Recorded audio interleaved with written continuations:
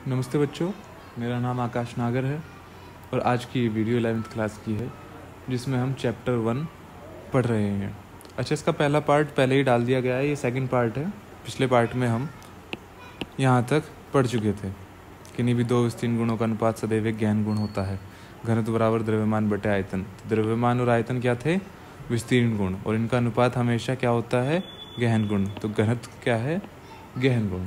अच्छा, जिन्होंने पिछली वीडियो नहीं देखी यानी पार्ट 1 नहीं देखा है तो पहले वो यूट्यूब पे जाके पहला पार्ट देखेंगे, उसके बाद यहाँ से वीडियो को देखेंगे, अगले पार्ट वाली को, यानी इस वीडियो को, वरना आपको ठीक से समझ में शायद नहीं आएगा। तो आज हम स्टार्ट करते हैं उससे आगे का, जहाँ से हमने छोड़ा था। आगे मतलब यहाँ से द्रव्य। तो ये द्रव्य है यानी कि पदार्थ।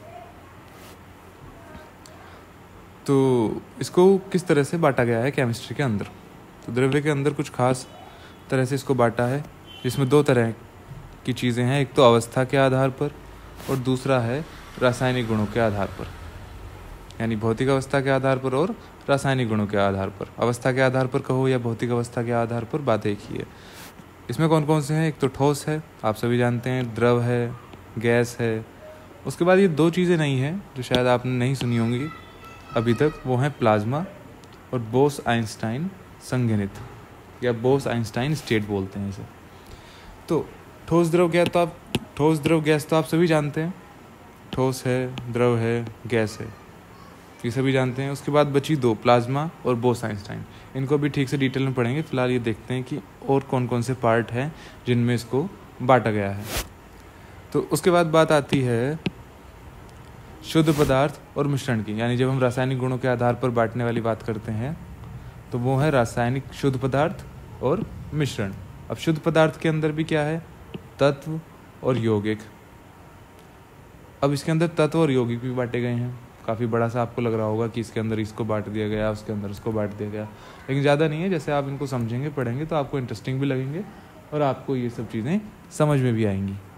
तो तत्व कौन कौन से, ये आपने पढ़े होंगे 10th में। धातु, अधातु और उपधातु। इनके बारे में थोड़ी थोड़ी जानकारी लेंगे अभी, क्योंकि ये सब जो है एक तरह से आपका रिवीजन सा चल रहा है 10th क्लास का, ताकि आप 11वीं के लिए तैयार हो सकें। हालांकि पहले चैप्टर में है भी आपके कुछ चीज़ें इसमें से, लेकिन ये मेनली आपको याद दिलाने के लिए, ताकि आगे का काम आसान हो सके और आप आगे की पढ़ाई को ठीक से कर सकें। अब तत्व तो हो गए धातु, अधातु, उपधातु। ऐसे ही यौगिक, कार्बनिक और अकार्बनिक। तो ये तो हुआ शुद्ध पदार्थ। उसके बाद जो मिश्रण है, मिश्रण को दो भागों में बांटा गया है, समांगी और विषमांगी। अब ये सब चीज़ें क्या हैं, इनको धीरे धीरे थोड़ा सा डिटेल में हम समझने की कोशिश करते हैं। तो सबसे पहले आते हैं अवस्था के आधार पर, जिसमें है ठोस, द्रव और गैस। अच्छा, तो ये है ठोस, द्रव, गैस। तो इसमें सबके बारे में ये 5-5, 6-6 पॉइंट लिखे हुए हैं। ये सबको इस तरह से लिखा है ताकि सबकी आसपास एक दूसरे के साथ आपको लिंक होकर समझ में आ सकें कि क्या क्या अंतर इनके बीच में और ये क्या क्या हैं। हालांकि ये सभी बच्चे जानते होंगे, 10th क्लास में खूब अच्छे से पढ़ के आए हैं, लेकिन उसके बावजूद भी अगर कोई परेशानी है तो इसको एक बार रिवाइज कर लेते हैं। तो ठोस क्या होते हैं? पहला पॉइंट है इसका कि आयतन व आकार निश्चित होता है। आयतन व आकार निश्चित होता है। तो आयतन और आकार निश्चित होता है। आपने बर्फ़ देखी होगी, बर्फ़ क्या है? ठोस है। या कोई भी चीज़ देख लो, आपकी कुर्सियाँ हैं, आपकी लकड़ी का कुछ सामान बना हुआ है, लोहे का है, जो भी ठोस है, उनका क्या होता है? आयतन और आकार निश्चित होता है, यानी वो जैसे होते हैं वैसे ही रहते हैं। अब ऐसा नहीं है जिस कुर्सी पर आप आज बैठ रहे हैं कल को वो छोटी हो जाए या कल को वो बड़ी हो जाए या वो पूरे कमरे में पिघल के फैल जाए ऐसे ही अपने आप ही। तो ऐसा नहीं होता ना, यानी उनके आयतन और आकार उनके हमेशा निश्चित होते हैं, जो चीज़ें ठोस होती हैं। द्रव के अंदर क्या है? द्रव के अंदर आयतन तो निश्चित है लेकिन आकार अनिश्चित है। इसका मतलब क्या हुआ? आयतन इसलिए निश्चित है, मान लीजिए आपके पास एक गिलास पानी है, ठीक है, आयतन कितना है उसका? एक गिलास है, मान लीजिए 500 ml है, आधा लीटर का आपका गिलास है, तो 500 ml उसका आयतन हो गया। लेकिन आकार क्यों निश्चित नहीं है? आपने गिलास में घाला तो वो गिलास की शेप में है, आपने किसी और बर्तन में, मान लीजिए किसी कटोरी में घाल दिया तो वो कटोरी की शेप में है, जग में घाल दिया तो जग की शेप में है, ऐसे ही करते लुटिया में घाल दिया तो वो लुटिया की शेप में है। तो उसका आकार कभी निश्चित नहीं है। ऐसे ही आपने फर्श पे बिखेर दिया तो पानी तो अभी भी 500 ml ही बिखरा फर्श पे, लेकिन अब क्या है, वो पूरे फर्श पे फैल गया, अब उसने अलग अलग तरह का आकार ले लिया। तो आकार निश्चित नहीं है द्रव का, लेकिन आयतन जरूर निश्चित है। यानी 500 ml है तो 500 ml ही रहेगा, चाहे आप उसको जग में पलटो, चाहे कटोरी में करो, चाहे जग में करो, रहेगा उतना ही। गैस के अंदर गैस के अंदर आयतन और आकार दोनों ही अनिश्चित हैं। अब ऐसा कैसे है? जो गैस होती हैं, आकार तो अनिश्चित सीधा सीधा है, जैसे बर्तन में गैस को भरोगे वैसा ही वो रूप ले लेगी। सिलेंडर में भरोगे सिलेंडर जैसा, किसी बॉक्स में भरोगे वो बॉक्स जैसी, कमरे में भर दोगे कमरे जैसी, मतलब पूरे कमरे में फैल जाएगी ना, उसका आकार ले लेगी कमरे के जैसा। अब आयतन भी अनिश्चित है। आयतन क्यों अनिश्चित है इसका? मान लीजिए आपने कुछ गैस ली, आपने इसको एक छोटे सिलेंडर में भरा तो उसमें भी वो सारे में फैल गई, आपने उसको एक बड़े सिलेंडर में भरा तो उसमें भी वो फैल जाएगी। यानी आप कैसा ही बर्तन ले लीजिए उसको पूरे को कवर कर लेगी, यानी चाहे छोटा हो चाहे बड़ा हो, कैसा भी बर्तन हो वो सारे बर्तन में फैल जाएगी। तो इसका आयतन भी अनिश्चित और इसका आकार तो अनिश्चित है ही। तो ये पहले आपके पॉइंट क्लियर हो गए। अब उसके बाद है अणुओं के बीच आकर्षण बल सबसे अधिक। अणुओं के बीच आकर्षण बल सबसे अधिक होता है। इसका क्या मतलब है? अब ठोस के अंदर जो अणु होते हैं वो बहुत पास होते हैं। पास क्यों होते हैं? क्योंकि वो ठोस है, बिल्कुल एक तरह से संघनित है और सारे अणु एक साथ आसपास में है, इसीलिए तो वो ठोस का आकार लिए हुए है। तो जब ठोस के अंदर सभी अणु जो हैं आसपास में हैं तो उनके आकर्षण बल भी सबसे अधिक होंगे। मान लीजिए ये कोई हमने ठोस लिया, इसके अंदर ये अणु है, ये मैंने वैसे बनाया हुआ है पेन से लेकिन मैं दोबारा बना रहा हूँ। ये अणु है। ठोस के अंदर क्या होता है? अणु बिल्कुल पास रहते हैं, एक दूसरे से जुड़े हुए, चिपके हुए मतलब बहुत नज़दीक, बहुत ही ज़्यादा नज़दीक। तो जितने ये नज़दीक होंगे उतना ही इनके बल बीच का आकर्षण बल अधिक होगा। और या ऐसे समझ सकते हैं कि आकर्षण बल अधिक है तभी तो ये एक दूसरे के बिल्कुल नज़दीक है, तभी तो एक दूसरे से खिंचे हुए हैं, जुड़े हुए हैं। तो अणुओं के बीच आकर्षण बल सबसे अधिक होता है। अब इसके बाद आती है द्रव की बारी। द्रव में क्या है? पहला तो हो गया था आयतन निश्चित व आकार अनिश्चित। दूसरा क्या है? अणुओं के बीच आकर्षण बल ठोस से कम और गैस से अधिक होता है। अणु जो होते हैं द्रव के, ये आप यहाँ पे देख रहे होंगे, ये थोड़े दूर होते हैं ठोस के मुकाबले, थोड़े दूर हैं। लेकिन गैस के मुकाबले, गैस के तो बहुत दूर है, गैस के मुकाबले पास हैं। तो इनके बीच जो आकर्षण बल है वो ठोस से तो कम है, इसके मुकाबले तो कम है, लेकिन गैस से अधिक है। तो समझ गए गैस से अधिक क्यों है और ठोस से कम क्यों है? ये आपने वैसे 10th में पढ़ा है, यहाँ पे सिर्फ रिवीजन हो रहा है। तो ये हो गया अणुओं के बीच आकर्षण बल ठोस से कम व गैस से अधिक होता है। उसके बाद बात आ रही है गैस की। गैस के अंदर क्या है? आयतन व आकार तो अनिश्चित है। अणुओं के बीच लगने वाला आकर्षण बल नगण्य होता है। इनके अणुओं के बीच कोई खास आकर्षण बल लगता ही नहीं, यानी वह नगण्य होता है। नगण्य का मतलब ना के बराबर। इसीलिए तो इनके अणु पास में नहीं है, क्योंकि उनके बीच कोई आकर्षण बल ही नहीं है। इसीलिए गैस के अणु एक दूसरे से बहुत दूर रहते हैं। इसीलिए जिस भी जगह आप गैस को छोड़ते हैं ये एकदम फैल जाती है, क्योंकि अणु बहुत दूर भागते हैं। इनके बीच कोई आकर्षण बल है ही नहीं जो ये एक दूसरे को बांध के रख सके या उनको खींच के आपस में रख सकें, क्योंकि आकर्षण बल इसमें नगण्य है। तीसरा पॉइंट है इनके अणु कंपन या घूर्णन गति करते हैं। अच्छा, ये इंपॉर्टेंट है, ये आपको समझ में आना बहुत ज़रूरी है और पता भी होना चाहिए। पता है तो अच्छी बात है। ठोस के जो अणु होते हैं वो या तो कंपन गति करते हैं या घूर्णन गति, ये दो ही तरह की गति करते हैं, कंपन गति या घूर्णन गति। अब कंपन कैसी होती है? कंपन होती है वाइब्रेशन वाली। वाइब्रेशन समझते हैं आप? जैसे कि आपका मोबाइल होता है, जब वो वाइब्रेट करता है काफ़ी तेज़ी से, मान लो उसको कोई मेज पर रखा है और उस पर कोई कॉल आई है और जब वाइब्रेट करता है तो वो कैसे कांपता है, वो जो उसकी कांपना है वही कंपन है। तो इस तरह की गति ठोस करते हैं। अब इसका एक एग्जांपल के तौर पर अगर आप समझें तो मान लीजिए कोई लकड़ी का टुकड़ा है या कोई बेंच है लोहे की, आप उस पर एक कोने पे हाथ रखिए और दूसरे कोने पे तेज से, बहुत तेज हाथ मारिए उस पर। तो आप मारेंगे दूसरे कोने पे, लेकिन उसकी वाइब्रेशन यानी उसकी जो कंपन है आपके दूसरे हाथ तक भी जाएगी जो आपने मेज से टच किया हुआ है। तो यानी वो कंपन गति होती है और वो ठोस है। वो तो ठोस है जिसकी मैं बात कर रहा हूँ कि आप कोई मेज या इस तरह की कोई चीज़ बनी हुई है जो ठोस है, चाहे वो लोहे की है, लकड़ी की है, आप उसके एक कोने पे एक हाथ रखिए और दूसरे कोने पे दूसरे हाथ से तेज़ी से मारिए, तो आपके पहले हाथ तक भी कंपन आती है। तो इससे पता चलता है कि ठोसों के जो अणु हैं वो कंपन गति करते हैं। एक गति करते हैं ये घूर्णन। घूर्णन होता है अपनी एक ही जगह रहकर घूमते रहना गोल गोल एक ही जगह, जैसे पृथ्वी घूमती है ना अपनी धुरी पे, गोल गोल घूमती रहती है जैसे दिन और रात होते हैं, ऐसे ही ये घूर्णन गति करते हैं। यानी दो तरह की गति हुई, कंपन गति और घूर्णन गति।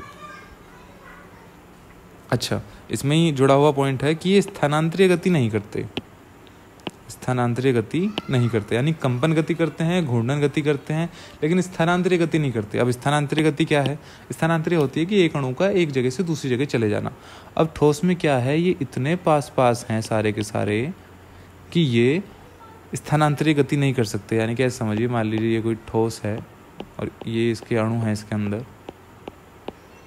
तो ऐसा नहीं हो सकता कि ये अणु खिसक के इसकी जगह ले ले, ये इसकी जगह ले ले, ये इसकी जगह ले ले, यानी स्थानांतर हो जाए, एक जगह से दूसरी जगह चले जाए, क्योंकि एक दूसरे से इतना नज़दीक जो आकर्षण बल के कारण जुड़े हुए हैं कि इनके बीच में कोई जगह नहीं है जिससे स्थानांतरीय गति कर सकें। तो स्थानांतरीय गति ये नहीं कर सकते। अब बात आती है हमारी द्रव की। द्रव में क्या है? द्रव में है इनके अणु कंपन, घूर्णन व स्थानांतरीय गति कर सकते हैं। तो द्रव के जो अणु हैं वो कंपन गति तो कर ही सकते हैं, वो घूर्णन गति भी कर सकते हैं, और एक चीज़ एक्स्ट्रा हो गई कि वो स्थानांतरीय गति भी कर सकते हैं, क्योंकि इनके बीच में जगह है। ये जो आपको बीच में जगह दिख रही है, इसके कारण ये अणु यहाँ पे आ सकता है, ये अणु यहाँ पे आ सकता है, ये अणु इसकी जगह आ सकता है, तो स्थानांतरीय गति कर सकते हैं। तो ये चीज़ क्लियर होगी। उसके बाद बारी आती है गैस की। इनके अणु जो हैं कंपन, घूर्णन व स्थानांतरीय गति कर सकते हैं। सेम गैस का भी यही है, इसके भी अणु इतनी दूर दूर हैं, तो ये भी कंपन और घूर्णन तो कर ही सकते हैं ठोस की तरह, स्थानांतरीय भी कर सकते हैं। एक अणु यहाँ से कहीं और जा सकता है, दूसरा अणु यहाँ से कहीं और जा सकता है, तो इस तरह से ये एक दूसरे से अलग अलग जा सकते हैं, यानी स्थानांतरीय गति कर सकते हैं। उसके बाद बात आती है चौथे पॉइंट की। अणुओं के बीच दूरी कम होती है। अणुओं के बीच जो दूरी है वो कम होती है। तो आप यहाँ पे देख सकते हैं, जब इसके अणु इतने आसपास में हैं, बिल्कुल पास पास में हैं, तो इनके बीच की दूरी तो अपने आप ही कम है, तो अणुओं के बीच की दूरी कम होती है। अब उसके बाद द्रव में क्या है, अणुओं के बीच की दूरी जो है, अणुओं के बीच की दूरी ठोस से अधिक परंतु गैस से कम होती है। अणुओं के बीच की दूरी ठोस से अधिक परंतु गैस से कम होती है। तो आप समझ सकते हैं, ठोस से थोड़ी ज़्यादा इनके बीच में दूरी और गैस से थोड़ी कम है, तो ये बीच के हो गई। उसके बाद बारी आती है गैस की। अणुओं के बीच की दूरी सर्वाधिक होती है। गैस के आपको पता है सारे अणु बहुत दूर दूर होते हैं। अगर आप एक कमरे में गैस का कंटेनर कुछ ऐसा जिसमें गैस भरी हुई है वो खोल देंगे तो गैस पूरे कमरे में फैल जाएगी। तो अणु बहुत दूर दूर होते हैं ये, इसलिए इनके बीच की दूरी भी सर्वाधिक होती है, अणुओं के बीच की दूरी। उसके बाद बारी आती है घनत्व की। घनत्व आपको पिछले चैप्टर में बता ही दिया था। तो ठोस का घनत्व सबसे अधिक होगा, ठीक है। उसके बाद द्रव का जो है वो घनत्व ठोस से तो कम होगा लेकिन गैस से अधिक होगा, और गैस का है ये घनत्व सबसे कम होता है। तो गैस का घनत्व सबसे कम, ठोस का सबसे अधिक और द्रव का बीच में, यानी ठोस से तो कम लेकिन गैस से अधिक। अगर फिर भी आपको एक बार मिस हो गया हो तो मैं घनत्व बता देता हूँ दोबारा एक बार, ताकि आपको फिर से एक तरह से याद हो जाएगा। और पिछला पार्ट जिन्होंने नहीं देखा वो देख लेंगे, उसमें घनत्व का जिक्र हमने किया है, उसमें घनत्व को बताया अच्छे से कि घनत्व होता क्या है। तो ठोस का घनत्व सबसे अधिक क्यों है? मान लो ये जो 3 बॉक्स बनाए हुए हैं, जैसे यहाँ पे ये 3 बॉक्स बने हुए हैं, तो ये मान लो ये निश्चित आयतन के हैं, मतलब 3 बॉक्स लिए हैं। इसके अंदर हमने यहाँ पे ठोस भरा है, यहाँ पे कोई द्रव भरा है और यहाँ पे कोई गैस भरी है। तो ये एरिया तो समान है, सबका बॉक्स लगभग एक जैसी आकार का है, यानी आयतन सबका समान हो गया, ठीक है। लेकिन इस ठोस के अंदर तो हैं कम से कम भी 10 या 12 अणु, इतनी सी जगह में 10 से 12 अणु। द्रव में लगभग 6 या 7 अणु और गैस के अंदर लगभग 4 अणु।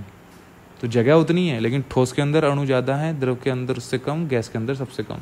तो इतनी सी जगह में, ठोस के अंदर इतनी सी जगह में इतने सारे अणु हैं, तो घनत्व अधिक हो गया।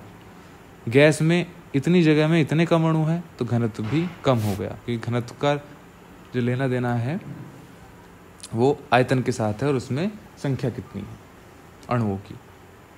तो ठीक है, घनत्व आप समझ गए, ठोस का सबसे अधिक, गैस का सबसे कम, और द्रव का ठोस से कम लेकिन गैस से अधिक। और क्यों है? क्योंकि इनके अणु ठोस में सबसे ज़्यादा हैं, द्रव में उससे कम है, गैस में उससे कम है। निश्चित आयतन की बात हो रही है सिर्फ, कि अगर हम उनका एक निश्चित आयतन लें। ठीक। अब छठा पॉइंट है अंतराण्विक अवकाश सबसे अधिक होता है। अंतराण्विक अवकाश से क्या मतलब है? अंतराण्विक अवकाश सबसे कम होता है ठोस के अंदर। चलो पहले तीनों का देख लेते हैं। गैस का अंतराण्विक अवकाश सबसे अधिक, और द्रव का अंतराण्विक अवकाश ठोस से कम व गैस से अधिक होता है। अब मतलब क्या है इस बात का? इस बात का मतलब ये है अंतराण्विक अवकाश होता क्या है। इसको मैं थोड़ा छोटा कर देता हूँ समझाने के लिए सिर्फ। मान लीजिए ये ठोस है,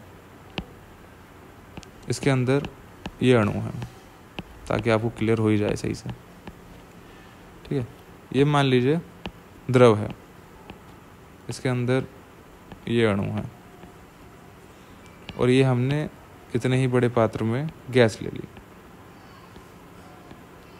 ठीक है, तो ठोस में अणु बहुत पास पास हैं, द्रव में थोड़ा दूर दूर हैं, गैस में बहुत दूर दूर हैं।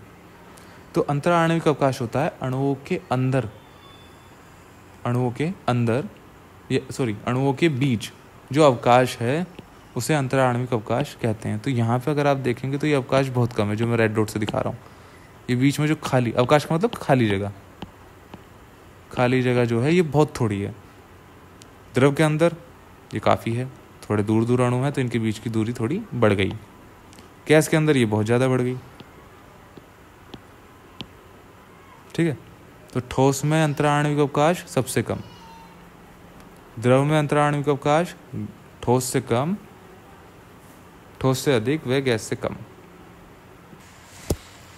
तो यहाँ पे ये थोड़ा गलत लिखा हुआ है, जो लाइन है ये आप कट कर देंगे। ये जो यहाँ पे लिखा हुआ था अंतराण्विक अवकाश ठोस से कम व गैस से अधिक, ये लाइन गलत है। ठोस के अंदर क्या होता है? ठोस में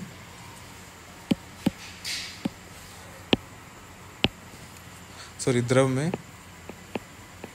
किससे? ठोस से तो अधिक, अंतराण्विक अवकाश की बात हो रही है। ठोस से तो अधिक होता है वह गैस से कम होता है। ठीक है, क्यों होता है एक बार फिर से बता दूं मैं।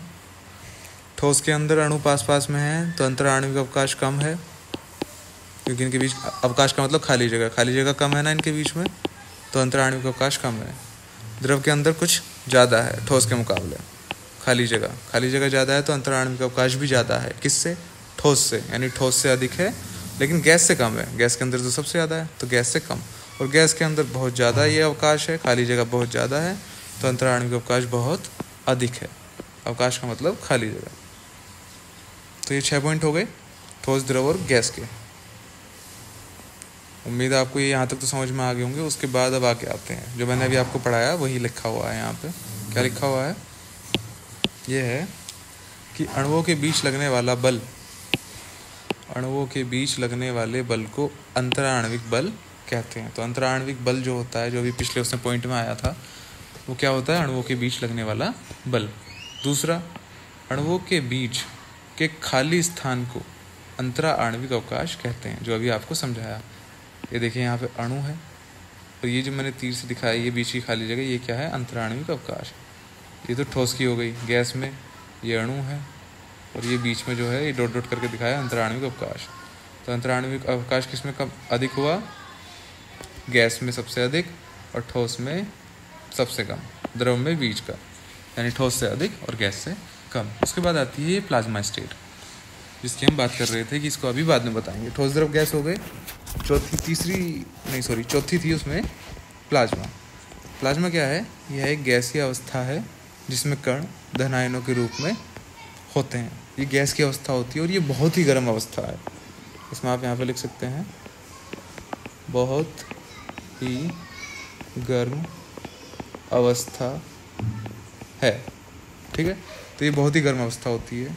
जैसे कि हम एग्जांपल लें तो सन में, यानी जो सूरज है वहाँ पे क्या होता है, ये हाइड्रोजन रहता है, लेकिन बहुत ही ज़्यादा ऊष्मा होने के कारण, यानी बहुत ही ज़्यादा गर्मी होने के कारण हाइड्रोजन और हाइड्रोजन के बीच का जो ये बॉन्ड है ये टूट जाता है और हाइड्रोजन अलग हो जाते हैं। उसके बाद भी क्या होता है, अभी भी गर्मी बहुत है, गर्मी बहुत होने के कारण हाइड्रोजन भी अकेला नहीं रह पाता और वो अपने अंदर से जो उसके अंदर एक इलेक्ट्रॉन है उसको त्याग देता है और H+ यानी कि धनायन बना लेता है।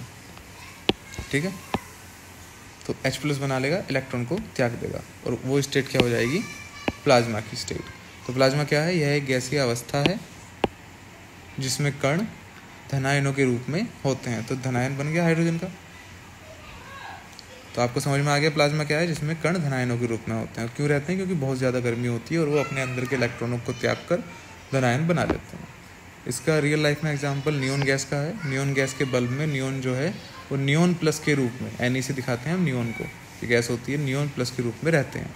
जो आजकल के बल्ब हैं उनमें नियोन गैस भरी जाती है, सभी में नहीं, कुछ खास प्रकार के होते हैं वो, तो उनमें नियोन गैस भरते हैं और उसके अंदर टेम्परेचर इतना अधिक हो जाता है बल्ब के अंदर कि वो जो नियोन है वो नियोन प्लस के रूप में हो जाती है। जैसे अभी सन पे, यानी जब सूरज पे हाइड्रोजन प्लस के रूप में रहती है। आखिरी स्टेट है पढ़ने के लिए, वो है बोस-आइंस्टाइन। बोस-आइंस्टाइन क्या है, हमारे एक वैज्ञानिक हुए हैं जगदीश चंद्र बोस, आप सभी ने सुना होगा। उन्होंने इस अवस्था का पता लगाने के लिए काफ़ी रिसर्च की और उनकी जो रिसर्च थी उसको आगे बढ़ाया आइंस्टीन ने। तो इसमें दोनों का नाम है बोस और आइंस्टीन, और उसका नाम भी पड़ गया बोस-आइंस्टाइन अवस्था। तो ये क्या होती है, पदार्थ की सबसे ठंडी अवस्था होती है। प्लाज्मा क्या थी, सबसे गर्म अवस्था। ये क्या है, पदार्थ की सबसे ठंडी अवस्था होती है। वह जो कण इसका पालन करते हैं उन्हें बोसॉन्स कहते हैं। उन्हें क्या कहते हैं हम, उन्हें कहते हैं हम बोसॉन्स। जगदीश चंद्र बोस के नाम पे इनका नाम डाल दिया गया। तो जो भी कण इस वाले रूल का फॉलो करते हैं, जो कि बहुत ज़्यादा ठंडे होते हैं, उनको क्या कहते हैं, बोसॉन्स। और इसमें तापमान क्या होता है, -273 डिग्री केल्विन, -273 डिग्री केल्विन। हालांकि इसका रियल लाइफ में कोई एग्जांपल नहीं है, ये तब आते हैं जब बच्चे काफ़ी पढ़ लेते हैं, केमिस्ट्री में रिसर्च वगैरह चलती हैं तो वहाँ पे ये पढ़ने के लिए मिलती हैं। आपके कोर्स में भी नहीं है, ये सिलेबस में भी नहीं है, सिर्फ इतना ही जिक्र है इसका कि यह पदार्थ की सबसे ठंडी अवस्था है और जो कण इसका पालन करते हैं उन्हें बोसॉन्स कहते हैं और उसका तापमान -273 डिग्री केल्विन होता है। ठीक है, अब नेक्स्ट पेज पे आते हैं। उसके बाद बात आती है आपकी 5 अवस्था भौतिक वाली हो गई, ठोस, द्रव, गैस, प्लाज्मा और बोस-आइंस्टाइन। उसके बाद थी शुद्ध पदार्थ। और शुद्ध पदार्थ के बारे में समझ लेते हैं। शुद्ध पदार्थ क्या है, जो एक ही प्रकार के पदार्थ के अणुओं से मिलकर बने होते हैं। जो एक ही प्रकार के पदार्थ के अणुओं से मिलकर बने होते हैं उन्हें क्या कहते हैं, शुद्ध पदार्थ। ये 2 प्रकार के होते हैं। पहला, तत्व। शुद्ध पदार्थ के अंदर क्या है, तत्व किसे कहते हैं, वे पदार्थ जिन्हें और अधिक सरल पदार्थों में परिवर्तित नहीं किया जा सकता उन्हें हम तत्व कहते हैं। यानी जो उनका आखिरी रूप है, उससे ज़्यादा आप उनको नहीं तोड़ सकते। यानी कि मैं इसको गर्म कर दूं, इसको ऐसा कर दूं, वैसा कर दूं तो वो और छोटी अवस्था में किसी में टूट जाएगा, ऐसा नहीं होता। एग्जाम्पल क्या है, सोना, लोहा, चांदी। मान लीजिए आपके पास सोना ही है, आप कहने लगे इसको मैं और तोड़ के इसका कुछ और शायद इसमें से बनता हो।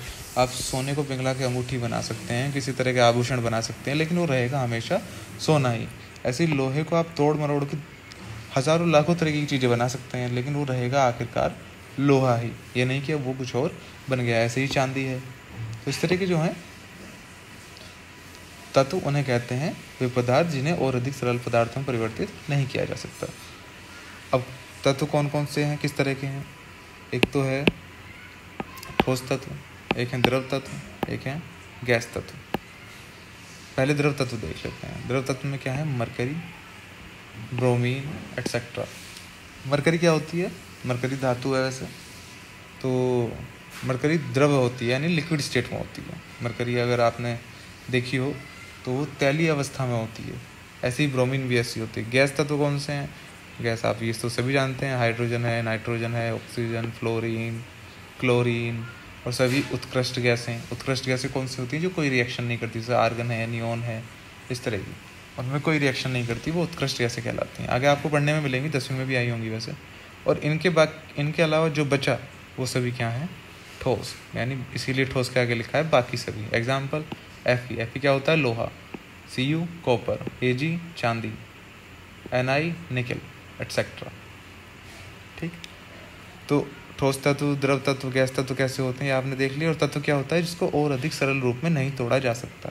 अच्छा, यहाँ पे एक सवाल आपके दिमाग में आ सकता है कि सर जो हाइड्रोजन है, मतलब कोई भी तत्व है, मान लो हाइड्रोजन ही है या सोडियम है या ऑक्सीजन है, इनके अंदर तो वो होते हैं प्रोटॉन, न्यूट्रॉन, इलेक्ट्रॉन, तो इनको तो तोड़ा जा सकता है। ये तो और भी छोटी फॉर्म हो गई कि इलेक्ट्रॉन है, प्रोटॉन है, न्यूट्रॉन है। लेकिन यहाँ पे हम किसकी बात कर रहे हैं? पदार्थों की, और वो क्या है? कण। और दूसरा, पदार्थ की अपनी प्रॉपर्टी है, लेकिन इलेक्ट्रॉन, प्रोटॉन, न्यूट्रॉन चाहे वो किसी भी तत्व के अंदर हो, सबकी प्रॉपर्टी समान है। प्रोटॉन हमेशा न्यूक्लियस में मिलता है न्यूट्रॉन के साथ, और इलेक्ट्रॉन्स का नाभिक का चक्कर काट रहे होते हैं, और सबके इलेक्ट्रॉन का द्रव्यमान भी सेम होता है। बस हर तत्व में इलेक्ट्रॉन की संख्या बदलती रहती है। जैसे हाइड्रोजन में 1 इलेक्ट्रॉन होता है, सोडियम में 11 होते हैं, ऑक्सीजन में 8 होते हैं, कार्बन में 6 होते हैं। परमाणु क्रमांक यही तो होता है कि इलेक्ट्रॉन की संख्या कितनी है। तो इलेक्ट्रॉन की संख्या बदल सकती है कि किसी में 6 या 8, लेकिन इलेक्ट्रॉन का जो द्रव्यमान है, इलेक्ट्रॉन की जो प्रॉपर्टी है, वो सब में बराबर है। इसलिए हम कण की बात नहीं कर रहे, सिर्फ पदार्थ की बात कर रहे हैं। तो पदार्थ क्या होता है? तत्व क्या होता है? वो ऐसा पदार्थ जो सरलतम रूप में हो, यानी उससे ज़्यादा उसको सरल नहीं किया जा सकता। जैसे सोना, लोहा, चांदी, ये मरकरी, ये सारे जो हैं, ये 118 तत्व हैं टोटल केमिस्ट्री में। अगर आपने उससे पहले ध्यान ना दिया हो इस बात पे, तो 118 तत्व होते हैं। Hydrogen, helium, lithium, beryllium, boron, carbon, ऐसे करते हैं, ये 118 होते हैं। चलिए, उसके बाद आते हैं, ये नोट है यहाँ पे, और नोट देख लेते हैं क्या है। सीजियम और जर्मेनियम, ये 2 ऐसे तत्व हैं जो सामान्य अवस्था में ठोस हैं, परंतु हथेली पर रखते ही द्रव में परिवर्तित हो जाते हैं।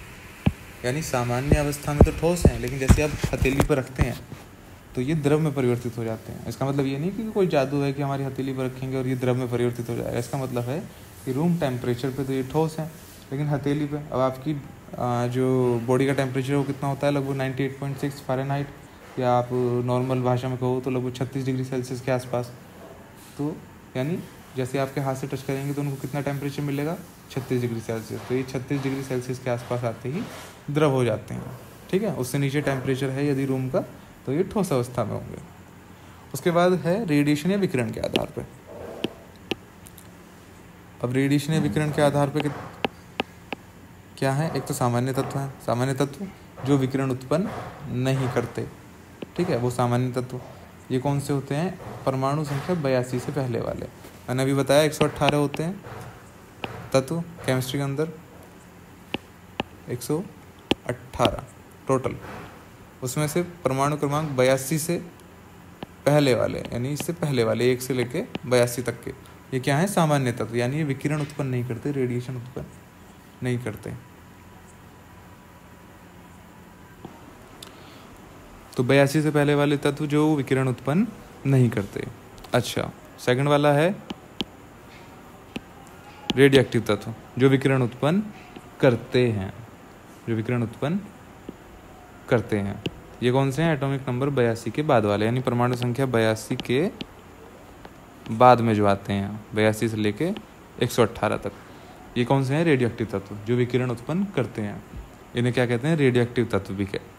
ये बी नंबर वही है, रेडियोएक्टिव तत्व। अच्छा, रेडिएशन आप सभी जानते हैं। रेडिएशन क्या होता है?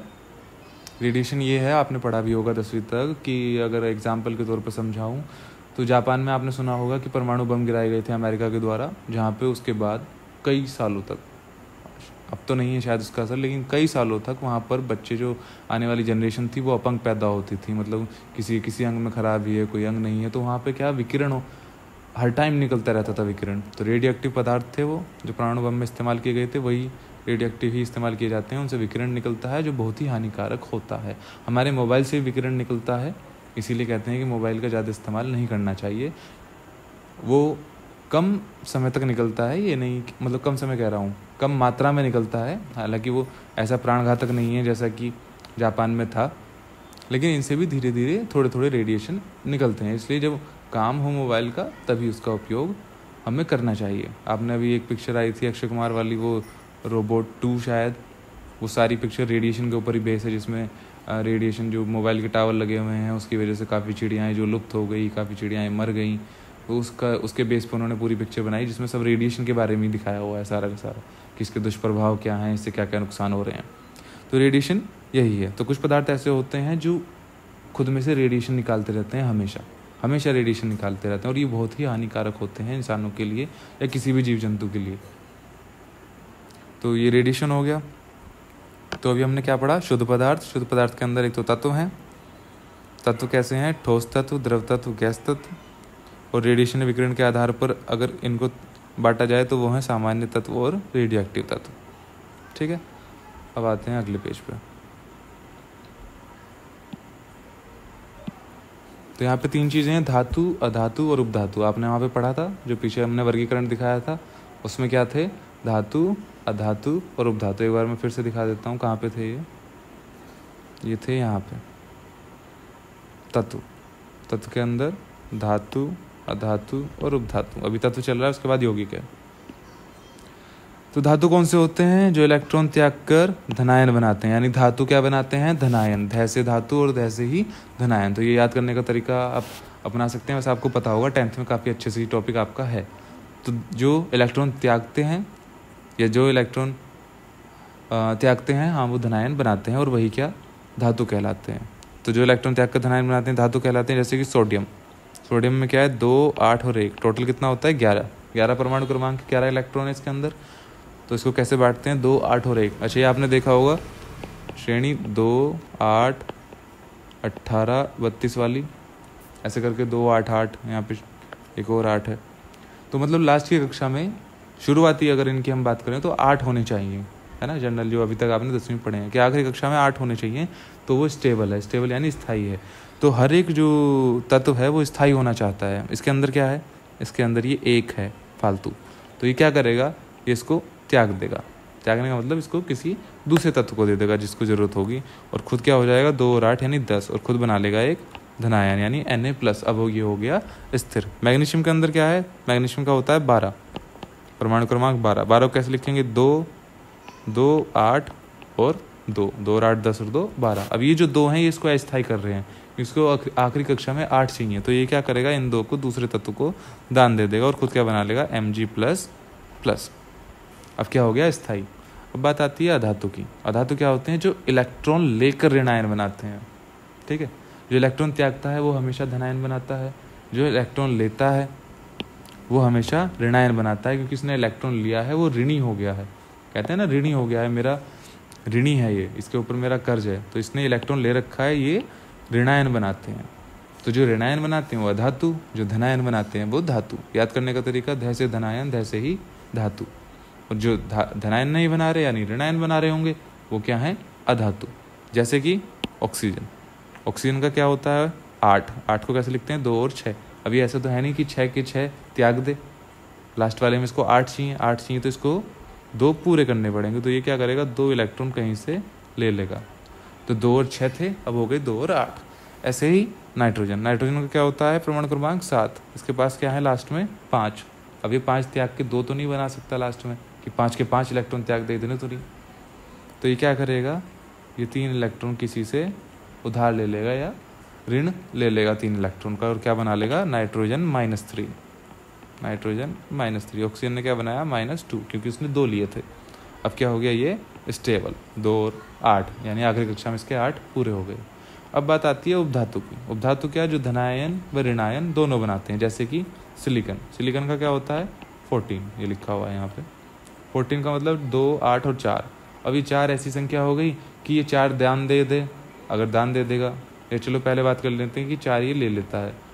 4 इसने ले ली तो बन गया 2, 8 और 8, पूरा हो गया आखिरी कक्षा में 8। तो ये स्टेबल हो गया। या फिर ये जो 4 हैं लास्ट वाले, ये वाले, इनको क्या करे? ये दान दे दे। तो अब क्या बचे? 2 और 8। तो यहाँ पे ये क्या करेगा? ये यहाँ पे उल्टे लगे हुए हैं साइन, आप इनको ठीक कर लेंगे। ये यहाँ पे इसने 4 ऋण लिया है तो Si-4, और यहाँ पे इसने दान दिए हैं तो Si+4। ठीक है, तो यहाँ पे इसने बनाया धनायन, यहाँ पे बनाया ऋणायन। तो इसने दोनों बनाए, तो ये क्या हुआ? उपधातु। अब उसके बाद बात आती है यौगिक। तत्व खत्म हो गए, अब हैं यौगिक। यौगिक के अंदर क्या है? जब 2 या 2 से अधिक पदार्थ एक निश्चित मात्रा में संयोग करते हैं तब यौगिक बनते हैं। यानी 2 या 2 से अधिक पदार्थ हैं, जब वो किसी एक निश्चित मात्रा में एक दूसरे से मिलेंगे तो उनसे जो बनेगा उसे हम यौगिक कहते हैं। जैसे कि जल वाले केस में अगर हम बात करें तो हाइड्रोजन और ऑक्सीजन मिलकर क्या बनाते हैं? H2O। हाइड्रोजन और ऑक्सीजन ने मिलकर क्या बनाया? H2O। इसको क्या बोलते हैं? जल। ठीक है। किस अनुपात में? हाइड्रोजन का परमाणु भार 2, ऑक्सीजन का 16। 2:16 का हो या 1:8, बात एक है, क्योंकि 2 से 16 कट गया 8 बार। ये तो आपको अनुपात में इतना आता होगा। ठीक है, तो 2:16, 1:8 हो गया। तो यानी हाइड्रोजन और ऑक्सीजन ने मिलके एक निश्चित मात्रा में जल बनाया। ऐसे ही CO2 भी बनी है, ऐसे ही H2SO4 भी बनता है। तो जब 2 या 2 से अधिक पदार्थ एक निश्चित मात्रा में मिलके कोई यौगिक बनाते हैं, कोई संयोग करते हैं, तो क्या बनता है? यौगिक। अब ये यौगिक कितने प्रकार के हैं? ये यौगिक हैं 2 प्रकार के, अकार्बनिक और कार्बनिक। अकार्बनिक कौन से हैं? पहले कार्बनिक की बात कर लेते हैं, तब आपको समझ में आएगा अकार्बनिक कौन से हैं। तो सभी हाइड्रोकार्बन, हाइड्रोकार्बन यहाँ पे इंपॉर्टेंट शब्द है। हाइड्रोकार्बन कौन से होते हैं? जिसमें हाइड्रोजन हो प्लस कार्बन भी हो, हाइड्रोजन और कार्बन हो। तो सभी हाइड्रोकार्बन और उनसे बनने वाले यौगिक कार्बनिक यौगिक कहलाते हैं। यानी जो भी हाइड्रोजन और कार्बन से मिलके बने हैं वो क्या हैं? कार्बनिक यौगिक। जैसे कि एग्जाम्पल के तौर पे CH4, ठीक है, इसमें कार्बन भी है, हाइड्रोजन भी है। CH3Cl, कार्बन और हाइड्रोजन दोनों। CH3CHO, कार्बन और हाइड्रोजन दोनों। CH3COOH, ये आपने सब पढ़े हुए हैं 10वीं में। ये क्या है? Acetic acid. ठीक है, ये क्या है? मीथेन। तो ऐसे करके हाइड्रोकार्बन और उनसे बनने वाले यौगिक कौन से हैं? कार्बनिक यौगिक। अब इनके अलावा जो बचे, यानी कि हाइड्रोकार्बन व उसके यौगिक को छोड़कर, वही परिभाषा हो गई ना, हाइड्रोकार्बन और उसके यौगिक को छोड़कर बाकी सभी अकार्बनिक यौगिक। यानी सीधा हिसाब है कि जो सभी हाइड्रोकार्बन और उनसे बनने वाले यौगिक तो क्या हुए? सभी हाइड्रोकार्बन और उनसे बनने वाले यौगिक कार्बनिक यौगिक, और इनके अलावा जो बचे वो अकार्बनिक यौगिक, यानी कि हाइड्रोकार्बन और उसके यौगिकों को छोड़कर बाकी सभी अकार्बनिक यौगिक कहलाते हैं। तो कार्बनिक आपको पता है, तो अकार्बनिक की सीधी परिभाषा है। अब आते हैं नेक्स्ट पेज पे। यहाँ पे बात हो रही है मिश्रण की। ये आपने खूब अच्छे से पढ़ा होगा, इसमें ज़्यादा टाइम मैं लगाऊंगा नहीं, क्योंकि वीडियो पहले से लंबी हो चुकी है, तो आप इसको आसानी से समझ जाएंगे। मिश्रण क्या होता है? किन्हीं भी 2 या 2 से अधिक चीज़ों को एक जगह मिला देना, वही क्या कहलाता है? मिश्रण। 2 या 2 से अधिक पदार्थों को किसी अनुपात में मिलाने पर मिश्रण प्राप्त होता है। यही मैंने बताया आपको। अब उसके बाद पहला क्या है? ये है समांगी मिश्रण। ये क्या है? ऐसे मिश्रण जिनमें पदार्थों को मिलाने के बाद अलग अलग ना देखा जा सके। समांगी मिश्रण यानी जिसमें आपने 2 चीज़ें मिला दी लेकिन उनको अब अलग अलग नहीं देख सकते, वो ऐसे मिल गई कि ये ऐसा लग रहा है जैसे एक ही चीज़ हो। एग्जाम्पल, पानी में चीनी का घोलना। जैसे आप शिकंजी बनाने के लिए पानी में चीनी घोलते हो जब, तो उसमें चीनी घोलते घोलते घुल जाती है। तो अगर आप कांच के गिलास में घोल रहे हो तो आपको फिर चीनी उसमें दिखाई नहीं देती, सिर्फ पानी ही दिखाई देता है। तो एक ही चीज़ दिखाई देती है, यानी अलग अलग नहीं देख सकते। तो क्या हुआ? समांगी मिश्रण। दूसरा, दूध में पानी मिलाना। अगर आप दूध में पानी मिला देंगे तो आप देख नहीं पाएंगे कि दूध और पानी को अलग अलग, आपको एक ही चीज़ दिखाई देगी, सिर्फ दूध। तो दूध में जब आप पानी मिलाएंगे तो वो भी क्या होगा? एक समांगी मिश्रण। तो जो दूधिया होते हैं और जो आपको अच्छा दूध नहीं देते यानी पानी मिला के देते हैं, तो वो कैसा मिश्रण देते हैं आपको? समांगी। चलो खैर, ये तो मजाक की बात होगी। अच्छा, इसके बाद आती है प्रावस्था। प्रावस्था इनकी होती है 1। अब आप कहोगे कि सर प्रावस्था क्या होती है, तो चलो पहले प्रावस्था ही देख लेते हैं कि प्रावस्था है क्या। इसकी डेफिनेशन है नीचे, ये रही। प्रावस्था मिश्रण बनाने के लिए प्रयुक्त किए गए पदार्थों के मिश्रण के उपरांत जो अंतिम अवस्था होती है उसे प्रावस्था कहते हैं। यानी मिश्रण बनाने के लिए जो आपने यूज़ किए हैं, जैसे पानी और चीनी, तो प्रयुक्त किए गए पदार्थों की मिश्रण के उपरांत जो अंतिम अवस्था है उसे प्रावस्था कहते हैं। अब उसके बाद अंतिम अवस्था क्या आई? जब आपने पानी में चीनी घोली तो अंतिम अवस्था में सिर्फ आपको पानी दिखाई दिया, यानी एक ही अवस्था दिखाई दी, आपको 2 अवस्थाएं नहीं दिखी कि मुझे पानी और चीनी अलग अलग दिख रहे हैं। तो समांगी मिश्रण में हमेशा प्रावस्था क्या होती है? हमेशा प्रावस्था होती है 1। इसको P से दिखते हैं, P = 1, यानी इनकी हमेशा प्रावस्था 1 होती है। दूध में पानी मिलाया, 2 चीज़ें थी मिलाई, लेकिन दिख क्या रही है? सिर्फ अंतिम रूप में 1। तो इसकी प्रावस्था भी क्या हुई?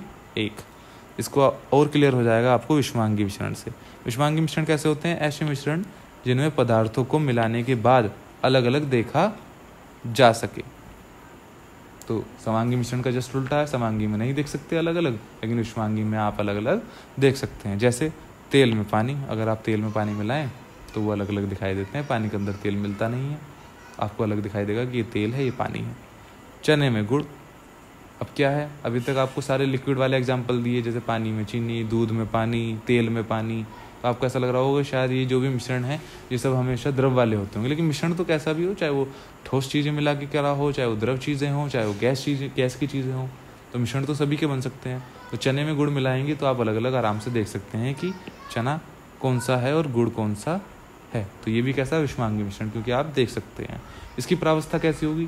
जाहिर सी बात है, इसको आप अलग अलग देख पा रहे हैं, तो कम से कम 2। अगर आपने 2 चीज़ें मिलाई हैं तो कम से कम तो 2, और ज़्यादा से ज़्यादा 2 से अधिक। अब वो कितनी ही मिलाई हो आपने, वो सब आप अलग अलग देख पाएंगे। तो अच्छा, इस वाले साइन का मतलब आप समझते हैं, यानी अधिक। ये जो इधर वाली चीज़ होगी वो इधर वाली चीज़ से अधिक होगी। उसका मतलब अगर ये लगा दिया तो उसके बराबर भी होगी। एक तो साइन होता है ये बराबर वाला, एक होता है ये बड़े वाला, और जब अगर इन दोनों को मिला दिया जाए यानी बराबर और बड़ा, तो प्रावस्था क्या है? प्रावस्था यानी P 2 के बराबर है या 2 से बड़ी है। तो 2 के बराबर और 2 से बड़ी का क्या मतलब? अगर आपने चने में गुड़ और तेल में पानी मिलाया तो प्रावस्था क्या होगी? 2, क्योंकि आपने 2 ही चीज़ें यूज़ करी। अब आपने चने में गुड़, मूंगफली या और 2-3 चीज़ें मिला ली, तो उसकी मान लो 3 चीज़ें मिला ली। चने में एक तो गुड़ मिला लिया और चना है ही पहले से, उसमें आपने मूंगफली भी मिला ली, उसमें आपने मान लो चीनी भी मिला लिया, ये 4 हो गई। तो इन चारों को आप अलग अलग देख सकते हो, तो प्रावस्था क्या होगी उसकी? 4 है तो 2 से बड़ी। ठीक है, समझ में आ गया? प्रावस्था हमेशा इनकी क्या होती है? 2 या 2 से अधिक, क्योंकि मिश्रण के लिए आपको कम से कम 2 चीज़ें तो चाहिए, तभी तो मिश्रण होगा। अकेली चीज़ का कैसे मिश्रण होगा? तो प्रावस्था क्या होगी? 2। समांगी में क्या था? समांगी में 2 चीज़ें लेते थे, लेकिन वो अंतिम अवस्था जो मिलती थी वो एक ही मिलती थी। पानी में चीनी घोली, लेकिन चीनी तो गायब हो गई, चीनी दिखाई नहीं दे रही। तो प्रावस्था 1, विषमांगी की प्रावस्था 2 या 2 से अधिक। एग्जाम्पल, पानी और चीनी, ये प्रावस्था के लिए हैं। यहाँ पे एग्जाम्पल दिया हुआ है, मिश्रण के उपरांत हमें पानी दिखाई देता है, चीनी घुलने के कारण नहीं दिखाई देती, और हमें अंतिम अवस्था में द्रव अवस्था मिलती है, यानी हमें सिर्फ पानी ही देखने को मिलता है। जबकि चीनी ठोस थी और पानी द्रव था। ठोस जो है पानी के अंदर मिल गया, यानी द्रव के अंदर मिल गया, अंतिम अवस्था द्रव बची, यानी सिर्फ पानी बचा, तो प्रावस्था 1 हुई। ये जो मैं ऊपर समझा रहा था वो यहाँ पे लिखा हुआ है। ये सिर्फ किसके लिए? समांगी मिश्रण। विषमांगी में ऐसा नहीं है। विषमांगी की प्रावस्था 2 या 2 से अधिक है, क्योंकि इसमें चीज़ें अलग अलग दिखाई देती हैं। ये लास्ट पेज है आपका, इसके साथ ये वीडियो खत्म हो जाएगी। थोड़ी सी लंबी हो गई है, लेकिन आप इसको ध्यान से देखेंगे, और जहाँ आपको समझ में नहीं आया तो आप उसको पीछे करके देखेंगे। फिर भी समझ नहीं आ रहा तो इस वीडियो के कमेंट सेक्शन में यानी नीचे आप अपना क्वेश्चन लिख सकते हैं कि सर ये मुझे समझ नहीं आया। उसके बाद भी नहीं आ रहा तो आप मुझे व्हाट्सएप पे पर्सनल मैसेज करके पूछ सकते हैं। नंबर मैं एक बार यहाँ पे फिर भी लिख देता हूँ, 9555776578। ठीक है, ये मेरा नंबर है व्हाट्सएप पे भी, और आप जुड़े हुए हैं, आपको मैसेज भी इसी नंबर से आएगा, तो आप उस पर पूछ सकते हैं। अभी समांगी और विषमांगी हो गया। अब इसमें देख लेते हैं ठोस द्रव गैस में कौन कौन से मिश्रण बनते हैं। ठोस की बात करें तो विषमांगी मिश्रण बनते हैं। भाई ठोस चीज़ें हैं, चना, गुड़, मूंगफली, ये कैसे घुल के एक चीज़ हो जाएंगी? नहीं हो सकती ना। अब इसमें क्या है चीज़? मिश्र धातु को छोड़कर। मिश्र धातु कैसी होती हैं? ठीक है, होती ठोस ही हैं। अब इसको आप ऐसे समझ सकते हैं, बाइक के एलॉय होते हैं। अब लड़के तो ज़्यादातर जानते होंगे कि एलॉय व्हील्स काफ़ी सुनने को मिलता है कि बाइक के अंदर एलॉय व्हील हैं। एलॉय का मतलब ये होता है 2 या 2 से अधिक धातुओं को मिलकर बनाया हुआ। जैसे आप कोई भी आजकल बाइक देखें, उसमें पहले आती थी स्पोक्स, तिल्ली, जैसे साइकिलों पे आती है ना, पहले ये आती थी बाइक्स में। अब क्या मोटे मोटे थोड़े डंडे से आते हैं टायरों में, जो टायर होता है उसमें, तो वो किसके बने होते हैं? एलॉय।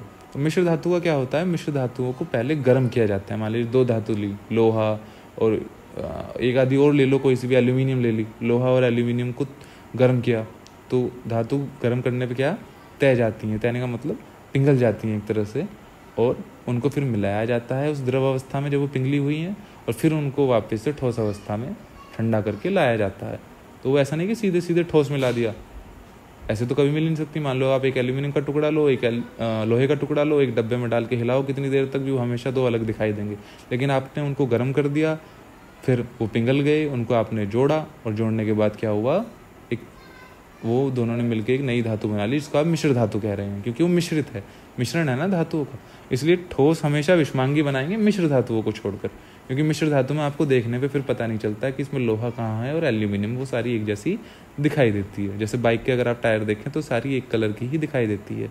आप ये नहीं बता सकते कि इसमें लोहा कहाँ है, एल्यूमिनियम कहाँ है, जबकि वो दो या दो से अधिक धातुओं से मिलकर बनी हुई है। तो ठोस में सिर्फ ये अपवाद है कि मिश्र धातु को छोड़कर बाकी सभी विषमांगी मिश्रण बनाएंगे। द्रव में समांगी भी बनता है, विषमांगी भी। समांगी क्या है, दूध में पानी मिला दो, पानी में चीनी मिला लो, पानी में नमक मिला लो, सफ़ेद वाला जो होता है वो सभी क्या है, समांगी, आप देख नहीं सकते। विषमांगी क्या है, पानी में तेल मिलाएंगे तो वो क्या हो गया, विषमांगी, क्योंकि अलग अलग दिखाई देगा। गैस हमेशा समांगी बनाती है, ये तो आप वैसे भी समझ सकते हैं। कैसी भी आप 1000 गैस भी ले लो, 1000 गैस भी लोगे तो भी समांगी मिश्रण बनेगा। इसका सीधा एग्जाम्पल आप ये दे सकते हो, जो हवा है आपके आसपास जिससे आप सांस ले रहे हो, उसमें कितनी तरह की गैस है। सबसे ज़्यादा नाइट्रोजन है, फिर ऑक्सीजन है, कार्बन डाइऑक्साइड है, कार्बन मोनोऑक्साइड है, उसके बाद बहुत सारी नियोन, आर्गन, क्रिप्टन, इस तरह की न जाने कितनी गैसें हैं जो बहुत थोड़ी मात्रा में लेकिन है तो। लेकिन क्या आप देख के बता सकते हो अपने आसपास कि यहाँ इस वाले हिस्से में CO2 है और ये देखो ये वाली ऑक्सीजन है, ये वाली कार्बन डाइऑक्साइड है, आप नहीं देख के बता सकते ना। तो इसीलिए गैस हमेशा समांगी मिश्रण बनाएंगी। समांगी मतलब जो आपको अलग अलग दिखाई ना देख सके और एक ही अवस्था दिखाई दे। आपको पूरी वायु की एक ही अवस्था दिखती है कि सब सारे में एक जैसी है, दिखाई बेशक ना देती सही लेकिन सारे में एक जैसी है। ठीक है, तो गैसें कितनी भी तरह की ले लो, आप हमेशा समांगी मिश्रण ही बनाती हैं। अब मिश्र धातु को बनाने के लिए जो मैं ऊपर बात कर रहा था वही पॉइंट लिखा है। मिश्र धातु को बनाने के लिए दो ठोस धातुओं को पहले गलाकर द्रव्य रूप में लाया जाता है, वह फिर मिलाकर ठंडा करके ठोस बनाया जाता है। ठीक है, इसीलिए ये अपवाद है, मिश्र धातु समांगी मिश्रण बनाती है, ना कि विषमांगी। तो ये आपका यहाँ तक का भी एक टॉपिक सा खत्म हुआ है इस वीडियो के साथ। इसके बाद हम नए टॉपिक पर चलेंगे। तो जो भी समस्या हो आप व्हाट्सएप पे, यूट्यूब वाली जिस पे आप वीडियो देख रहे हैं उसके कमेंट सेक्शन में आप मुझसे पूछ सकते हैं जो समस्याएं हैं। और किसी को ज़्यादा ही है वो मुझे फ़ोन भी कर सकता है इस नंबर पे नीचे दिए हुए पे। तो अब अगली वीडियो में आपको अगला पार्ट मिलेगा। 2 पार्ट आज कंप्लीट हो गए, पहली वीडियो में जा चुका है, ये सेकंड पार्ट है। अब आगे जो आएगा वो 3rd पार्ट होगा। तो जो भी बच्चा आगे से वीडियो देखे पहले वो देख ले कि मैंने पुराने पार्ट देख लिए हैं कि नहीं, क्योंकि ये सारे रिलेटेड हैं। जब तक पिछला नहीं देखोगे अगला आपको बिल्कुल समझ में नहीं आएगा। तो अगला देखें ही नहीं, क्योंकि आपका भी समय ख़राब होगा और आपको समझ में भी नहीं आएगा। पहले शुरू का पार्ट देखें, उसके बाद अगला देखें। तो चलिए अगली वीडियो में देखते हैं फिर इससे आगे का हिस्सा। Thank you.